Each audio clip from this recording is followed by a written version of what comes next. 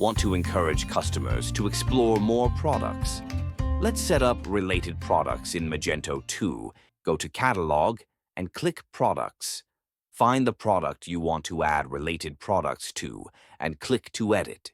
Scroll down to the Related Products section.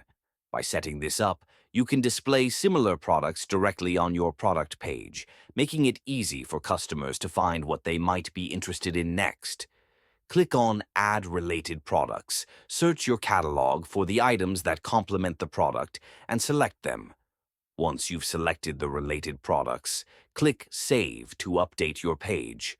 Customers are more likely to buy if they see complementary items right there on the page.